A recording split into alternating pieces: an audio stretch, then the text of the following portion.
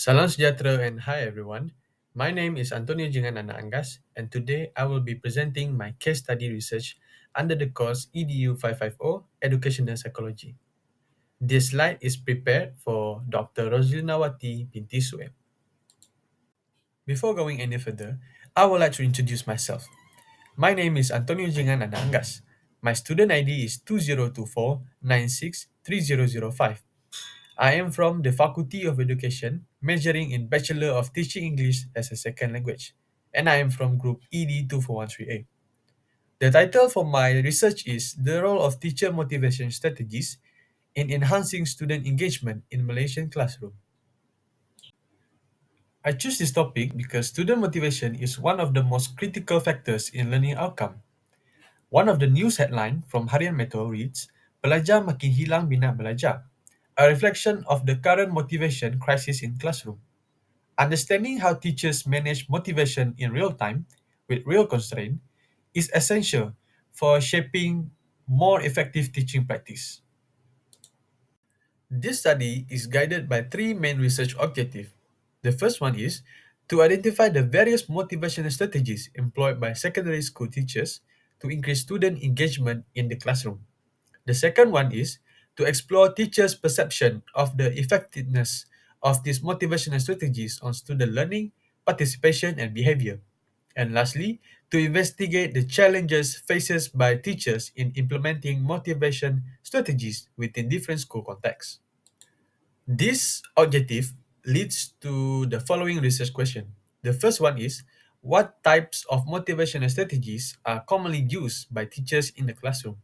The second one is, how do teachers perceive the impact of these strategies on student engagement? And lastly, what challenges do teachers face in implementing motivational techniques?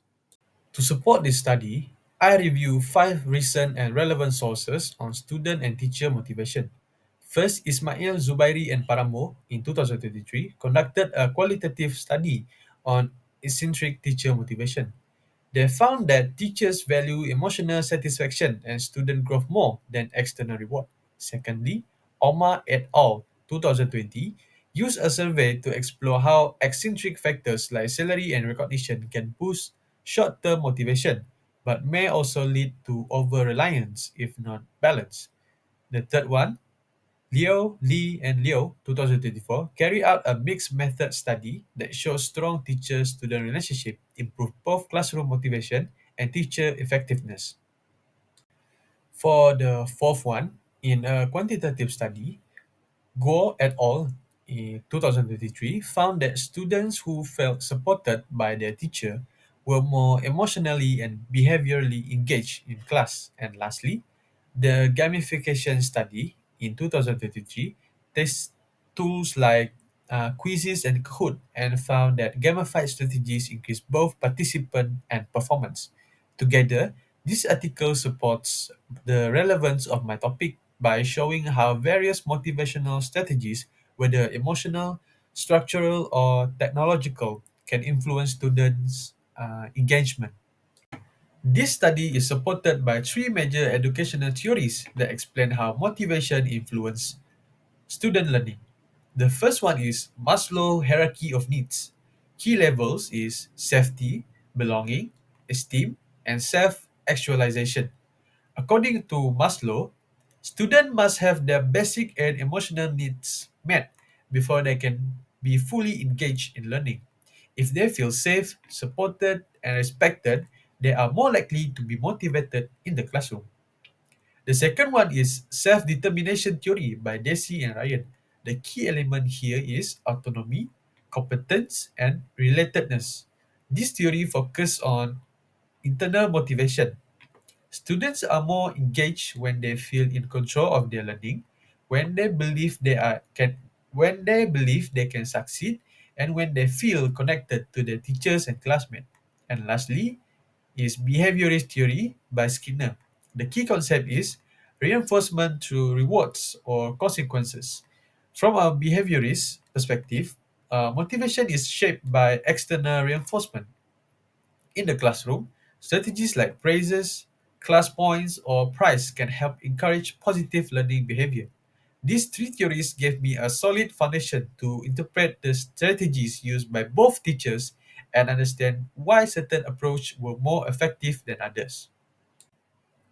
This study used a qualitative case study approach through semi-structured interview to understand teacher motivation strategies in depth. I have used purposive sampling to select two experienced secondary school teachers. One of the teachers that I have chosen is Madam Ana Anarantai. She is a veteran teacher with 20 plus years of experience in teaching. She teaches Kesusasteraan Melayu at a Serban Government Secondary School. The second teacher that I have chosen is Madam Rabbi Mesora Jackson Abdullah. She is a mid-career teacher with 17 years of experience in teaching. She teaches English at a rural secondary school near Bintulu, and the interviews were conducted online via Zoom meeting.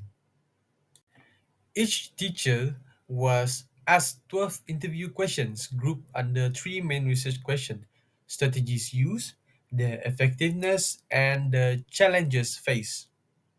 From the interviews, I have identified five key similarities between both teachers. The first one is use of motivation strategies with clear purpose.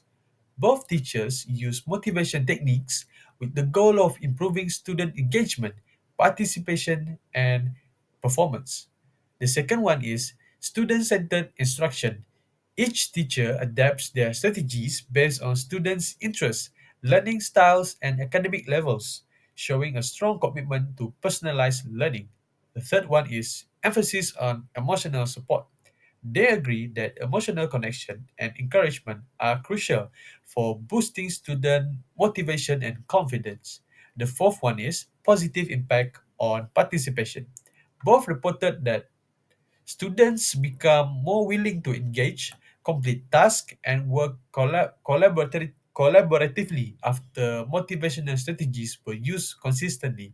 And lastly, a willingness to reflect and improve. Finally, both teachers acknowledge that not all strategies work all the time. They are open to modifying their approach based on student feedback and classroom response. Here are five key differences between Madam Anna and Madam Rabbi in how they apply motivation strategies. The first one is type of motivation used. Madam Anna relies more on extrinsic motivation, such as praises, bonus marks, and tangible rewards. Madam Rabbi, on the other hand, emphasize intrinsic motivation, focusing on emotional well-being, student autonomy, and a sense of belonging. The second one is student empowerment approach. Madam Anna uses more teacher-led approach, guiding tasks and encouraging students through reinforcement. In contrast, Madam Rabbi empowers students by offering choices in learning formats, topic, and groupings, giving them more control. And the third one is method of personalization. Madam Anna adapts based on student behavior and academic level, while Madam Rabbi use a multiple intelligence quiz at the beginning of the year to tailor strategies based on individual strength. The fourth one is measurement of effectiveness. Madam Anna measure effectiveness through class participation and task completion, while Madam Rabbi focuses on emotional readiness, student voice, and consistent involvement. And lastly, use of tools. Madam Anna use gamified tools like Kahoot and Group Challenge. Meanwhile, Madam Rabbi prefers building emotional connection and classroom trust over using digital tools or reward system. From the thematic analysis of both interview, I have identified five main findings. The first one is diverse motivation strategies used. Teacher employed different approaches including praises, reward, emotional support, and student empowerment. This indicates flexibility in applying both extrinsic and intrinsic motivation techniques. The second one is importance of emotional and psychological support. Emotional stability and a sense of belonging were seen as essential precursors to academic performance and engagement. The third one is student centered differentiation. Motivation techniques were often tailored based on students' academic levels, learning preference, or intelligence profile. The fourth one is observable positive changes in students. Teachers notice improvements in class participants, student confidence, and willingness to lead or contribute after motivational intervention. And lastly, challenges in implementation. Barriers include time pressure, exam oriented syllabus, weak parental support, and tech limitation, especially in rural school. For my conclusion, this case study shows that effective motivation requires more than just rewards. It involves emotional support, adaptability, and a genuine student teacher connection. Both Madam Anna and Madam Rabai used different strategies but agreed that motivation must be tailored to student needs. Emotional engagement, student voice, and personalized approaches were key to sustaining participation. Despite this, external challenges like time constraints, syllabus pressure, and lack of parental support still hinders implementation. Ultimately, motivation is an ongoing process that depends on understanding students both academically and emotionally. As for recommendation, the first recommendation is teacher training on intrinsic motivation. Encourage professional development that promotes emotional intelligence and student-centered method. The second one is collaboration with parents. Schools should actively engage parents in the learning process to extend motivation beyond the classroom. And the last one is use of diagnostic tools. Encourage use of interest or learning style surveys like the multi-intelligent quiz to personalize motivation strategies.